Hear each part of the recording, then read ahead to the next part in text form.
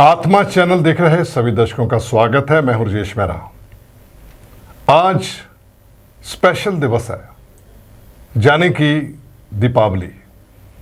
दीपावली पर मैं अपनी तरफ से और अपने चैनल आत्मा की तरफ से आप सबको बहुत बहुत दीपावली की, बंदी छोड़ दिवस की और विश्वकर्मा दिवस की बहुत बहुत बधाई देता हूं। आपके लिए ये दीपावली शुभ हो, मंगलमय हो। आपके सभी परिवार के लिए, सभी जो दर्शक देख रहे हैं, सभी भाई बंधु और सभी दोस्तों के लिए बहुत ही शुभ दीपावली हो। आप जानते हैं, बड़ी मुश्किल से कोविड के बाद आज खुशियों का त्यौहार आया है और आगे हम प्रभु से यही प्रार्थना करते हैं, नारायण और श्री गणेश लक्ष्मी के यही प्रार्थना करेंगे कि सबके लिए ये दिवाली शुभ हो। इस शुभ दिवाली पर क्या क्या होना चाहिए, हर व्यक्ति के मन में यही होता है कि मैं कैसे लक्ष्मी की पूजा करूं, उनको कैसे प्रसन्न करूं।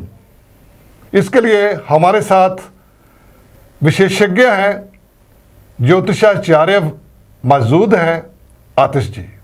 आतिश जी से पूछेंगे आज के दिन लक्ष्मी पूजा, श्री गणेश लक्ष्मी पूजा कैसे की जाती है, किन किन मंत्रों का उच्चारण किया जाता है, कौन कौन सी विधि इसमें अपनाई जाती है ताकि आप सब मां लक्ष्मी को खुश कर सकें और आपके घर में विराजे। आइए स्वागत करते हैं ज्योतिषाचार्य आतिश जी से। बहुत बहुत स्वागत है जी आतिश जी। शुभ दीपावली, महालक्ष्मी की पूजा की, जो आज एक वर्ष में एक बहुत ही महत्वपूर्ण दिवस मनाया जाता है। सनातन हमारे पूरे भारत के अंदर, पूरे हिंदुस्तान के अंदर शुभ दीपावली, और मैं चाहूँगा मेरा साहब को बहुत बहुत मुबारक है। और सभी दर्शक जो कि सारे भारतवासियों को मेरी तरफ से बहुत बहुत मुबारक शुभ दीपावली की। आज के दिन महालक्ष्मी की पूजन होता है और महालक्ष्मी सबके घर में महालक्ष्मी का आगमन हो और सभी लोग महालक्ष्मी की पूजा से पहले भगवान गणपति की पूजा अवश्य करें, क्योंकि भगवान गणपति, महालक्ष्मी तो धन देगी, भगवान गणपति जी आपको बुद्धि प्रदान करते हैं जी। लक्ष्मी तभी रहेगी अगर गणपति की पूजा होगी जी। इसी तरह से हम आज आपको यही कहेंगे सभी दर्शकों से कि आज का जो दिवस बहुत ही महत्वपूर्ण दिवस है जी। और हर घर में सभी लोग दिवाली की बहुत इच्छा रखते हैं। दिवाली के दिन की बहुत ही एक इच्छा रखने के बाद अपने घरों की सफाई वगैरह करते हैं और इसी दिन से महालक्ष्मी का आगमन होता है। और महालक्ष्मी के आगमन का जो आज का दिन है, सुबह से ही प्रारंभ हो जाता है जी। और कुछ समय ऐसा है कि दोपहर के 12 बजे से लेकर शाम तक आप जो लोग घरों में पूजा करते हैं, इसके साथ साथ दुकानों में अपनी कुर्सी का पूजन, अपनी गोलक का पूजन, अपनी तिजोरी का पूजन इस समय में आप कर सकते हैं। ये बहुत ही महत्वपूर्ण और शुभ मुहूर्त है। और उसके बाद सायं 5 बजकर कुछ मिनट से लेकर 5 बजकर 24 मिनट से लेकर शाम के 7 बजकर 7:15 तक बहुत ही अति महत्वपूर्ण समय है महालक्ष्मी के आगमन का, पूजन का। और 7 बजकर 24 मिनट से लेकर 8 बजकर 6 मिनट तक एक बहुत ही महत्वपूर्ण समय है कि उस समय में पूजा बहुत ही शुभ, और किसी तरह की आराधना, माँ लक्ष्मी की पूजा, धन का आगमन हो आपके घर में। इसी तरह से जो लोग धनत्रयोदशी को बर्तन वगैरह खरीदते हैं और महालक्ष्मी के इस शुभ समय में पूजा में वो भी रखे जाएं और इसी तरह से आपके घरों में लक्ष्मी का आगमन होगा। तो इस तरह से मेरा साहब बहुत सी और भी सबसे पहले सब लोग जानना चाहते हैं, चलो शाम को आपने समय बता दिया, उस समय हम घर के अंदर बैठ जाते हैं, अपना मंदिर सजा लेते हैं, गणपति लक्ष्मी जी और जिसको भी हम पूजा करनी है और सभी देवताओं को साथ में बिठाते हैं तो सबकी पूजा करते हैं। उस पूजा का विधि विधान क्या है, कैसे लक्ष्मी जी की, जैसे कुछ लोग कहते हैं स्नान करना चाहिए दूध से या पंचमृत से, कैसे करते हो थोड़ा सा दर्शकों को समझा दें ताकि आप अपने घर बैठे ही लक्ष्मी जी की पूजा किस इस विधि विधान से अर्चना से कर सकते हो।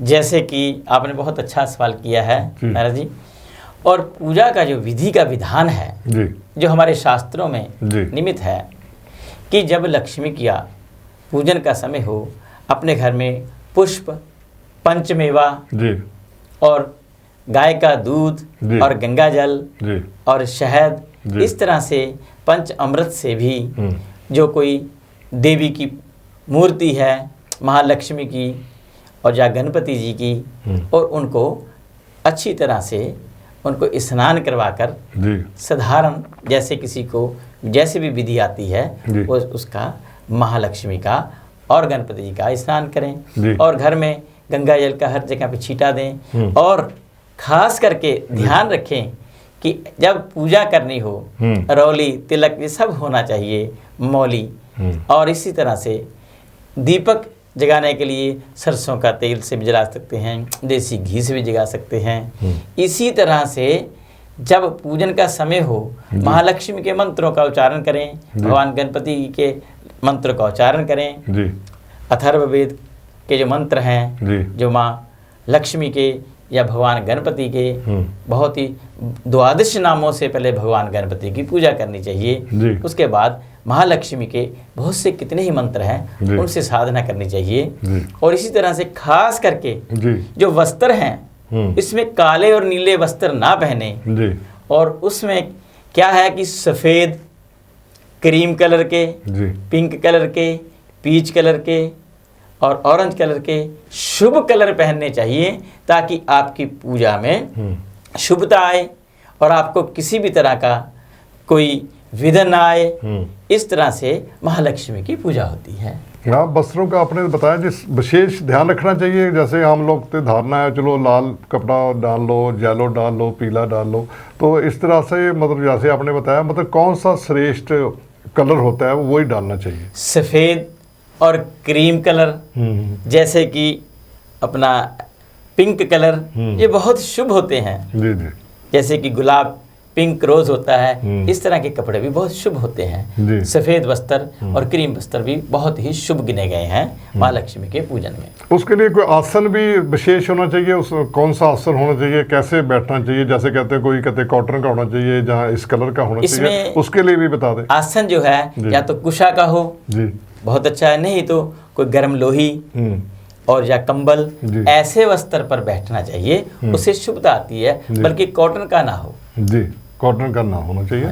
ठीक है, तो ऐसे जब भी आपने बताया जो पूजा विधि विधान तो शुरू हो गई, उसके बाद सभी लोग आरती करते हैं, महालक्ष्मी का आवाहन करते हैं। तो एक और देखा गया है दिवाली के दिन सब लोग जो पूजा अर्चना करते हैं, किसी मंत्र को सिद्ध करना चाहते हैं और रात को पूजा करते हैं। कई लोग जैसे मंदिरों में जाके पूजा करते हैं, महाकाली के आगे बैठ के पूजा करते हैं, कोई महाकाल के आगे बैठ के करते हैं, कोई भैरव जी के आगे बैठ के करते हैं। तो ये क्या विधि विधान है, किन लोगों को ये पूजा करनी चाहिए और किन को नहीं भी करनी चाहिए?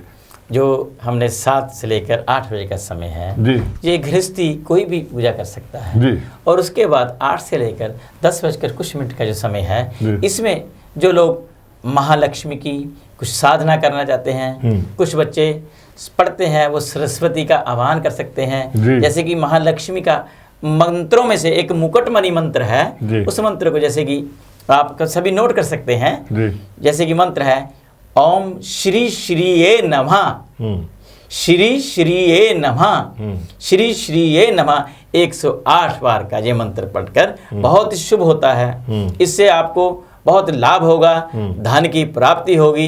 इसी तरह से जो बच्चे पढ़ते हैं वो सरस्वती का मंत्र पढ़ें, जैसे कि महासरस्वती का कोई भी मंत्र हो, जैसे हम कह सकते हैं विद्यादायिनी महासरस्वती नमो नमः, विद्यादायिनी महासरस्वती नमो नमः, जी। विद्यादायिनी महासरस्वती नमो नमः। जी। ये मंत्र पढ़ने के लिए, बुद्धि के लिए बहुत ही श्रेष्ठ है। जी। ये एक मंत्रों में से अथर्ववेद के अग्नि पुराण से निकले हुए ये मंत्र मुकुटमणि कहा गया है। क्या इन मंत्रों का बहुत ही श्रेष्ठता है जी, जी। इस समय में। इसी तरह से जी। आगे का समय भी है पूजा का। हम्म, अगर हम जी। ये निश्चित काल का जो समय है 10 बजे तक है, जी। 8 बजे से लेकर 10 बज के कुछ मिनट तक ये पूजा कर सकते हैं। जी जी उसके बाद जी। फिर रात्रि महानिशा का समय है। जी जो महानिशा का समय है वो भी 11 बजे से लेकर 10 बज के कुछ मिनट से लेकर 49 मिनट से लेकर जी।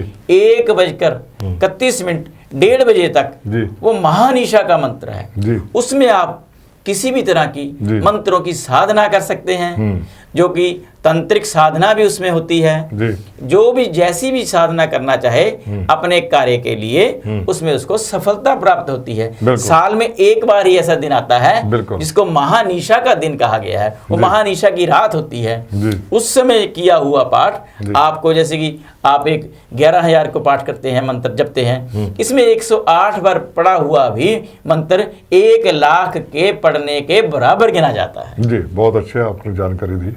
तो ऐसे और भी कई लोग कई लोग उस दिन को ये मंत्र जाप करके दुरुपयोग करते हैं, उसके लिए आप क्या कहना चाहोगे? जो लोग दुरुपयोग करते हैं, देखिए जैसा कोई कर्म करेगा उसको वैसा फल मिलेगा। जी। आदमी को सदुपयोग मंत्र करने चाहिए। जी। और हम कहते हैं कि हमारे शत्रु नष्ट हों। कुछ लोग कहते हैं जब मंत्र पढ़ते हैं, सिद्धियां करते हैं, स्वयं ही शत्रु नष्ट हो जाते हैं। जी जी। एक तो किसी को नष्ट करना है, वो पाप है। पाप है, बिल्कुल। अगर आप अपना कवच बना रहे हो, आप पूजा कर रहे हो, आप अपने लिए मंत्र कर रहे हो, जी। तो कोई भी आपका शत्रुता आपसे रखता है, वो स्वयं ही नष्ट हो जाएगा। बिया। वो महानिशा की रात्रि में किया हुआ पाठ बहुत ही महत्वपूर्ण और बहुत ही एक ऐसा मंत्र बनता है कि आपका चारों तरफ आपका कवच बन जाता है, आपके लिए और आपके परिवार के लिए। ये सब लोग कर सकते हैं? कितनी एज से लेकर कितनी एज तक कर सकते हैं? कोई भी कर लोग? सकता है, इसमें जी। कोई उम्र का कोई तकाजा नहीं है। बच्चे आदमी- भी कर सकते हैं। बच्चे से लेकर, लेकिन बच्चे कई बार क्या होता है कि बच्चों को इसकी विधि नहीं पता होती है। जी, जी। लेकिन फिर भी इसको इसकी जानकारी हो। लेकिन महानिशा में किए गए मंत्र थोड़ा सा विधि का ज्ञान होना चाहिए। बिल्कुल। किसी जानकार व्यक्ति से जो इसके मंत्रों का जाप करना चाहता है, वो किसी से संपर्क करके वो मंत्र ले सकता है। कई बार मंत्र गलत पढ़े जाते हैं, उसका प्रयोग किया हुआ गलत परिणाम होते हैं। बिल्कुल बिल्कुल। मैं आतिश जी, जिस तरीके से आपको मंत्रों का ज्ञान है, मैं चाहता हूँ दर्शकों को भी 1 या 2 मंत्र ऐसे बताएं जो कि महालक्ष्मी के लिए होने चाहिए। श्री महालक्ष्मी को कितने 108 बार करना, चाहे 10,000 करना, 11,000 करना, और आपकी जो सारा साल उनके व्यवसाय के लिए और उनके सेहत के लिए सबसे ज़्यादा आजकल तो ज़रूरी है, उसके लिए अगर 1-2 मंत्र आपके ध्यान में है तो जो ज़रूरी होते हैं वो कर सकते हैं लोग, तो उनके लिए वो क्या आप जानकारी देंगे? हमें बहुत से कुछ मंत्र हैं जी। मैं आपको कुछ खास मंत्र बताता हूँ। जी। जैसे कि जी लक्ष्मी का जो आपको पूजा बता गई, श्री श्री नमः, ये बहुत अच्छा मंत्र है। जी और इसी तरह से रात्रि को महानिशा में किए गए मंत्र, जी ओम क्ली नंदादि गोकुल त्राता दाता दरिद्र भंजन सर्व मंगल दाता सर्व काम प्रदायक श्री कृष्णाय नमः। जी इन मंत्रों से भी आपकी दरिद्रता दूर होगी जी और आपका 1,00,000 के मंत्र के बराबर का 108 बार पड़ा हुआ फल प्राप्त होगा। आपकी दरिद्रता दूर होती चली जाएगी। जी। इस तरह का मंत्र है, जो ऐसा करना चाहे वो इसको नोट करके कर सकता है। मैं दोबारा फिर भी इसको हाँ, दोबारा एक बार ओम क्ली नंदादि गोकुल त्राता दाता दरिद्र भंजन सर्व मंगल दाता सर्व काम प्रदायक श्री कृष्णाय नमः। ये बहुत ही अच्छा भगवान श्री कृष्ण जी का, वासुदेव जी का वासुदेव जी का मंत्र है। नारायण बहुत है ही वो तो, हाँ। अति उत्तम महामंत्र है। जी।